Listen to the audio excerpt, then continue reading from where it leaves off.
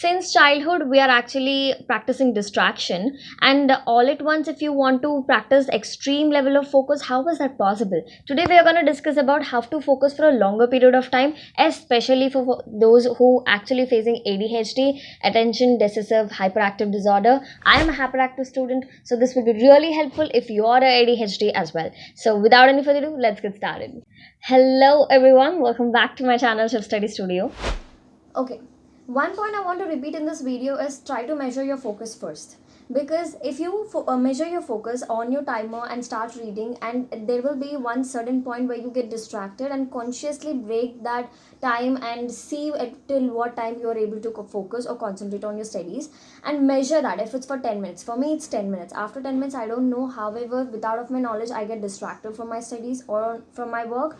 So what I do is after every 10 minutes I just take 3 deep breaths. That's a little 30 seconds break, which helps me to work for a long way for 3 hours straight.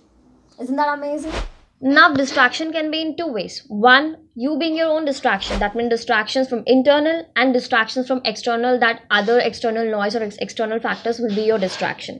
So what I want to mention over here is, if now in the first point we have seen that if you're being your own distraction, your own thoughts, your own mindset is being a distraction, you can cope with this certain amount of little 30 seconds breaks in between. But what if you have a distraction externally? If you're someone who is very sensitive person, get distracted to even a little noise or a flare of noise in the surrounding, then this tip can truly help you, because it is psychologically proven that a music called white noise is truly helpful if you're someone who is extremely distractive, or someone who is distracted with the external factors like noise and sound. I particularly use it when something is going on in my home. I never use it when I'm sitting in a cave, because it is cave noise, right? One of the best habit that I've ever practiced to improve my focus. So let me know if you love this tip. Practice and tell me in the comment box below. Can body language affect in your communication? Well, I've done so many videos on it. I will leave the link in the description box below. Please go and check it out. Why am I mentioning this here? It's because body language impacts a lot. Even if you don't speak, your whole body, your facial expressions can speak. You're still talking even if you're not opening your mouth. So in the same way, body language and your position, the way you're sitting, keeping your backbone straight. So please keep your backbone straight if you realize it too. And trying to change your position for every few minutes or after every 10 minutes, or how much you measured in the first step. Few might tell you, I also mentioned that in my previous video, facing towards wall and sitting without seeing anybody can actually help you to focus a little bit better. Not changing your position. But let me tell you, instead of having a fixed position for ADHD especially, it's better to have such kind of 3 positions which actually help you to focus better. There will be a favorite position or favorite place for everybody in our houses, right? For me, it's outside, because I have a lot of greenery in front of my home. So I love to sit in the corridor and read. You might have a favorite position. So have such kind of 3 positions. Try to change your position, place, or else the way you sit. If you're sitting in Sukhasana, try to sit in another asana and try to read.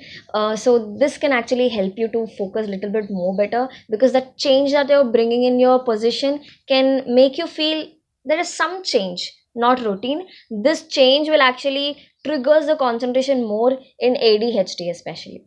The minute you realize you're getting distracted, one thing I want to suggest: shuffle the way you read.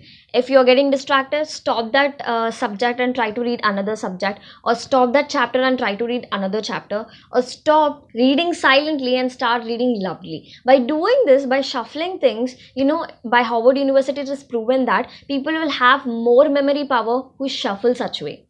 I hope this will be truly helpful. I want you to actually implement this tip and let me know in the comment box.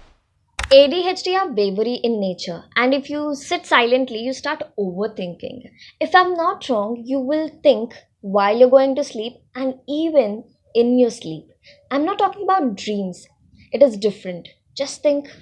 Meditation and yoga can actually help such hyperactive brains to stay calm. What am I actually trying to specify over here is gazing.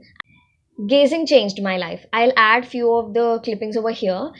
You know why I'm actually suggesting gazing for students? Because when you are reading, what happens is your vision aligns with the letters in the book, and the alignment where actually focus lies, right? And that is what actually gazing teaches us, to focus at a certain point. So I really fell in love with gazing. Just try it. While you're exercising, you start gazing at a certain point. While you're reading, you start gazing at your book. While you're doing something or sit idle, you start gazing at a particular things.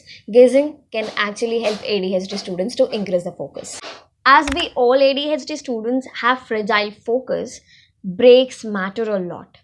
How you are taking your break? If you are suppose following 45 by 15 rule, then you're reading for 45 minutes and then taking break for 15 minutes, that 15 minutes break matters a lot, guys. It affects your concentration if you don't take break properly. If you are someone who's actually going out and trying to play, that doesn't work. It's better to only take a break to meditate, or to do some kind of focus exercises, or to just drink water and sit calmly for a second. Try to revising or recalling things. That's the best thing that you can do. Control on ourselves after getting completely distracted can be really a big challenge or big task for us. So it's better to batch things than after trying to control after you get distracted completely. Now, to understand what kind of focus you have, whether it's fragile or strong, you need to do self study. Yes, watching a video, even sitting at home, is very different, and reading all by yourself from a textbook is very different. Self study can actually help you a lot to understand what kind of a student you are, and how, where do you actually lie. It shows your capacity. Exposure to nature can also increase your focus and concentration. Well, while I'm talking about this point, I want to mention one thing. The nature of your personality also matters how well you can concentrate. That means if you're introvert, extrovert, or ambivert, based on this type, what kind of a person you are, your concentration matters. Which means if you're an introvert, facing towards the wall can be a really good tip for you to concentrate better. If you're an extrovert, sitting in external corridors or in any kind of cave can actually help you to concentrate better. If you're an ambivert, somewhere in between, in the room or in the hall, facing towards the nature or an external sky or sun, that can actually help you to focus better. So depending on your nature also, your concentration and your focus depends. Being an introvert, extrovert, or ambivert is not a type of personality but a form of energy. Remember one thing, if you are an introvert, you get a lot of energy when you spend alone time with yourself. For an extrovert, you get a lot of energy, you feel bugged up when you go out and explore.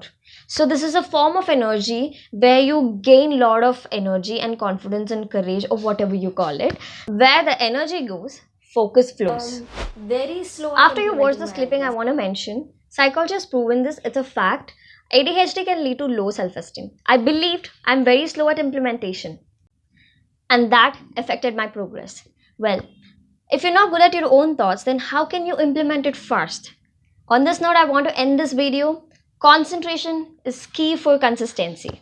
That's all for today's, guys. I hope you like this video, and like, share, subscribe, and comment down below what is your favorite tip of from this video, and what is one of your favorite habit that you practiced to improve your studies.